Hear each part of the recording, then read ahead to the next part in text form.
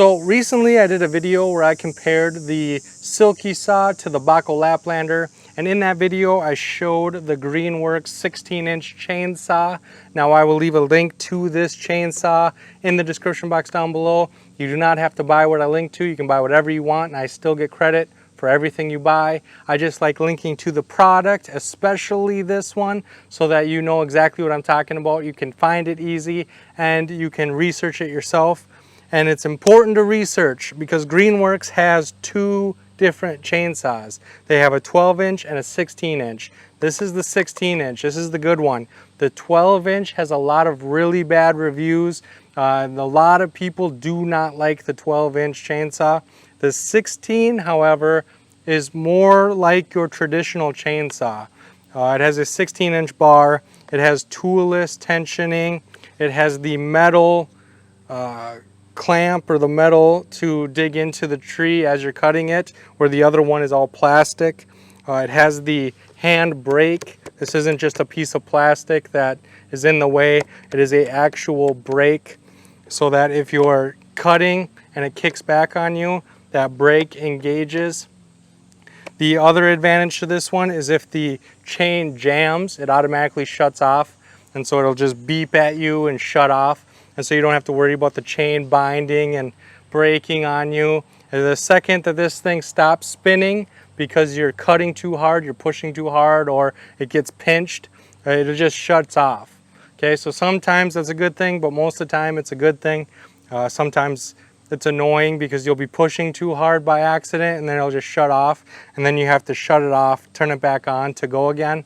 And that kind of got annoying, but once you get the feel for it, you don't ever have to worry about it again.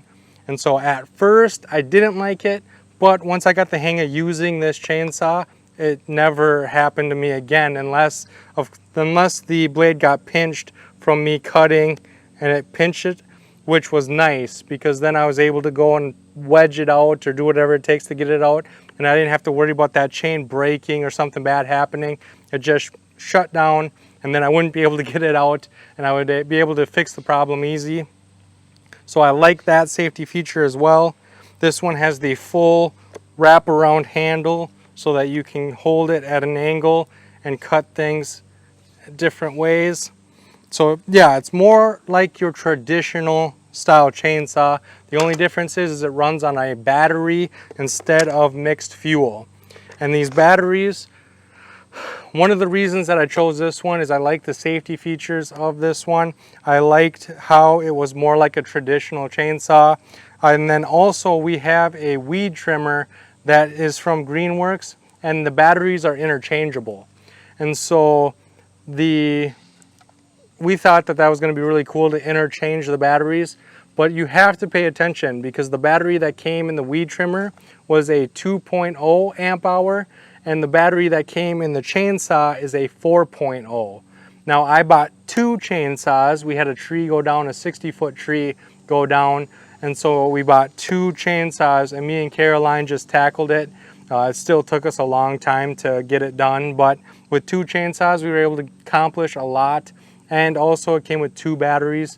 The batteries are very expensive, and so instead of spending the money on a battery, we just spent a little bit more to get a second chainsaw, so that if something happens to this one, we're not down and out. Plus we have 3 batteries. But the chainsaws came with a 4.0 amp hour. The weed trimmer came with a 2.0, and the 2.0 is too small for this, I feel. With the 4.0, if you're cutting things that are, I don't know, probably 5 inches or less, it'll last about an hour and a half. So one 4.0 battery will last about an hour and a half. And we were cutting the base of the tree from 10 to 16 inches round, and we were cutting that, and we were getting about 45 minutes per battery, 4.0 battery. And so the 2.0 does have the power. It's just as powerful. It's going to perform just as well, but it's not going to last as long. And 45 minutes to an hour and a half is kind of, it's not a lot, especially when you got a lot of work to do. And so I always use the 4.0. I also put the 4.0 in the weed trimmer, and I didn't like that either because it makes the back so heavy. These ones are much taller and heavier than the 2.0s. And so in the weed trimmer, it makes sense that it's a 2.0 because it's so much lighter. And in the chainsaw, it makes sense that it's a 4.0 because you get the extra time out of it. But you can interchange them. If you're going to be doing a lot of work with your weed trimmer, you can put a 4.0 in there. If you want the chainsaw to be lightweight and easier to maneuver, you can put the 2.0 in there. And I like that versatility. I like that it was just a coincidence. I didn't know there was two different batteries, but I'm glad that I have both now that I have them and I've used them. So keep that in mind. There's a 4.0 and a 2.0. 4.0 is better for the chainsaw, 2.0 is better for the weed trimmer. So if you're buying batteries by themselves, make sure that you're paying attention to that. I wanted to stress that. To turn it on, you punch the battery in, you push the button on the battery. This has 2 out of 4 lights. There's 50% battery. There's a power button. You push the power button, nothing happened because I have the lock on. Once I turn the lock off, it'll beep to indicate that it's ready to go. There's a safety switch on the side and a trigger. You push both of them at the same time and it goes. You don't have to continue to push the side switch though. Caroline was rubbing her thumb raw trying to hold the safety switch and the button at the same time. You don't have to hold, once you have the button pressed, locks on. Once you have the button pressed, you can let go of the side switch. And so you don't have to rub your thumb raw. That's something to keep in mind. You do have to put bar oil in it. There is a gauge showing how much oil is left in there. So I have 2 out of the 5 bars. So I have quite a bit of bar oil left in it. What else? There's not much to it. It's simple, it's easy. I like it a lot. Recently we had a branch go down and I would typically just grab my Silky or my Baco Laplander. But because I knew I was making this video, I grabbed this and I was able to easily just trim everything up, cut it all down to length, and it just makes for easy work. Especially with that tree. When that tree came down, I didn't know how we were going to be able to get it done. And having these chainsaws, we were able to cut all the way through it, trim everything, get everything stacked, organized. It was a piece of cake. The other thing that I wanted to mention is there's a time limit on this as well. So if you turn it on and you set it somewhere, it'll turn off after a certain amount of time. I don't remember what that time is, but just know if you go to pick it up and it's not working, it's probably because it shut itself off to preserve battery. Yeah, that's it.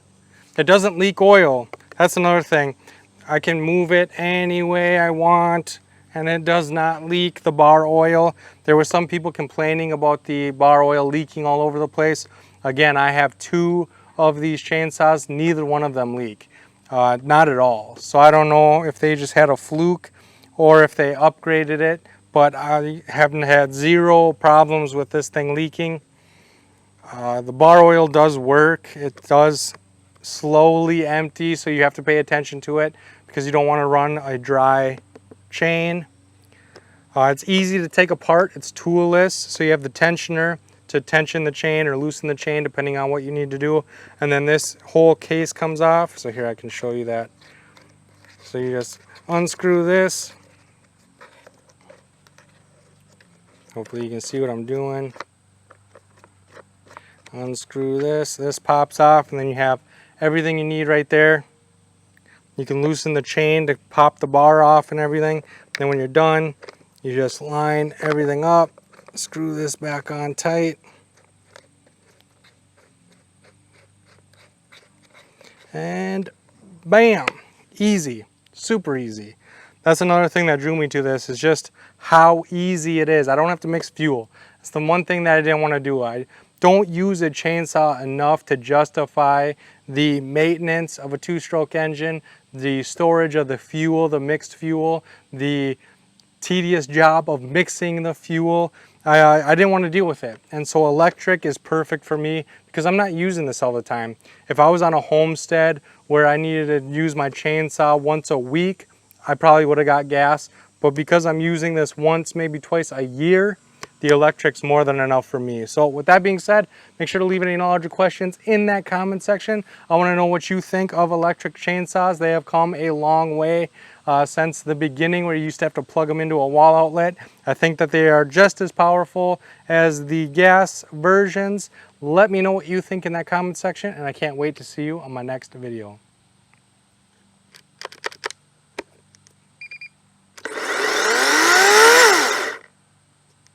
Sweet.